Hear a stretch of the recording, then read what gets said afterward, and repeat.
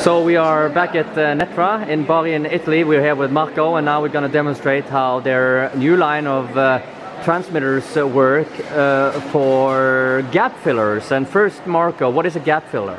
A gap filler is a sort of transmitter equipped with an RF receiver.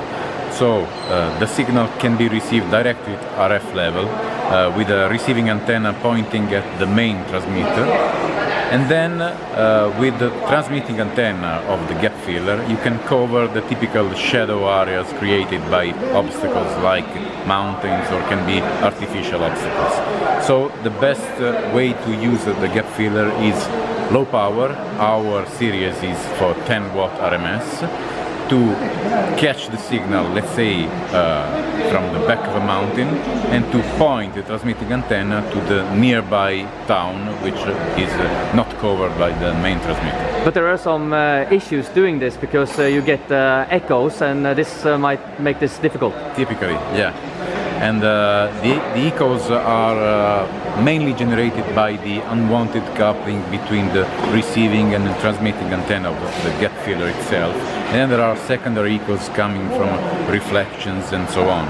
So the gap filler should be robust enough to cancel the main echo, which is the one coming from the transmitting antenna, feedback into the receiving antenna. So there is inside our gap filler a very nice echo cancelling algorithm capable of solving the problem very smartly.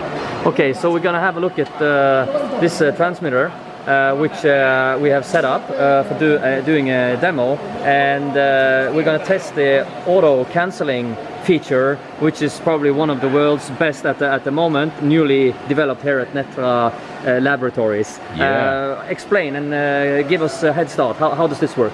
Yeah, now we have this transmitter which is receiving a signal which is around -55 dBm on the back, and then the output is 10 watt RMS.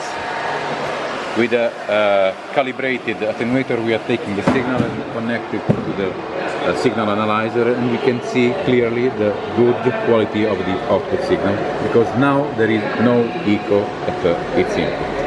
But what happens if we simulate the coupling between the receiving and transmitting antenna? Yeah, let's see what happens if we add a little more of a return signal. Let's say if we have placed the sender antenna too close to the receiving antenna, then something like this would happen. Yeah, there is some coupling, so just let's simulate it. The signal will be degraded a lot, because there will be some echoes which will create unwanted distortion in the signal. It is very clear if we check the channel analysis and the echo pattern here. Here you can see clearly the main signal, first echo, second echo, so this is the echo of the echo, third echo of the second echo. So the sum of all these echoes is creating distortion. You can see also clearly here the amount of echo measured in dB of level and microseconds in distance from the main echo, so 25, 50, 75, multiples of 25 microseconds. You can see clearly that the result is also very bad. Constellation degraded. It is no more 4 points, but 4 clouds, let's say. So let's go back to the echo pattern, and let's activate the smart echo cancelling here. We just go into the processing window, where we can find the echo canceller menu, and then first thing is to position the echo cancelling window in the right place. So 10 microseconds is the best fit measure for this case, and then just turn on the echo canceller, which will automatically detect the echo and cancel it with a very advanced signal processing section. DSP-based solution. DSP-based, yes. And then this is the result. You can see that the echoes previously on air now are suppressed. There is let's say some residual noise, but the overall result is much better than before. We just have a look at the NER, much better, much better. So it has gained quality, and so it has gained coverage. It's actually almost as strong as the original signal without the strong feedback. Exactly. So you have two results of this. One, you have gained the initial quality, and then you have avoided that very dangerous positive feedback that could be created by the unwanted coupling between the sender and receiving antenna, which is really dangerous because it can really destroy the transmitter. So you are safe, and at the same time your gap filler is generating a very good quality signal, and at the end you have a very good coverage of the shadow area that you intended to serve with this transmitter.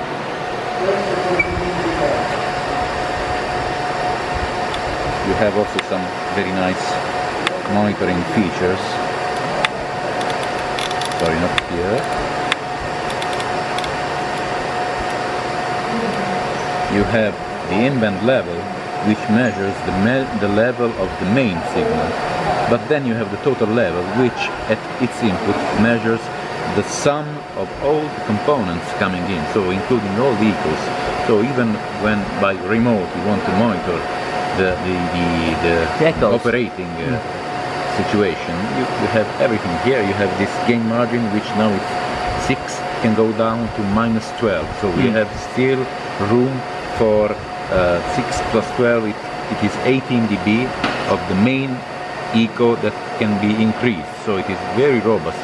This means that this gap filler can resist an echo which is 12 dB higher than the input signal, which is a very nice feature, because typically the echo when generated can be higher than the input signal itself.